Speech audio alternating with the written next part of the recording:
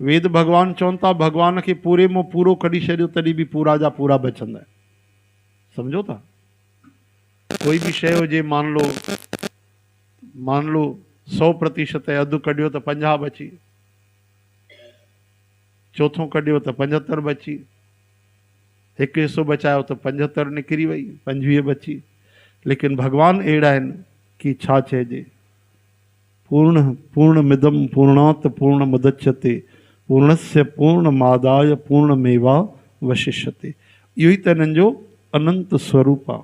पूरन पूर रहे, वरी पूर्ण लबालब। अनंत युगन को अनंत प्राणिन ते दया कंदा था अचनि, पर ईअं न आहे कि दया घटिजी वई हुजे, करुणा घटिजी वई हुजे।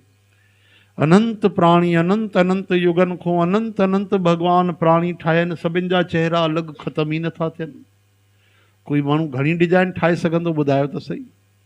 हाँ, हर माण्हूअ जी शक्ल अलॻि, युगन युगन को अनंत युगन को।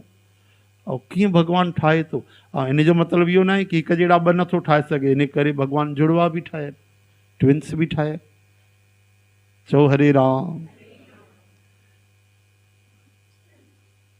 मुंढे मुंढे मतिर भिन्ने, एॾा त भगवान सैंपल ठाहिया आहिनि, कई क़िस्मनि जा दिमाग़ ठाहिया आहिनि भगवान। हाँ, कोई काथे त कोई काथे, त कोई वैज्ञानिक, त कोई डॉक्टर, त कोई इंजीनियर, त कोई ॾाढो बुद्धिमान, त कोई पागल बि।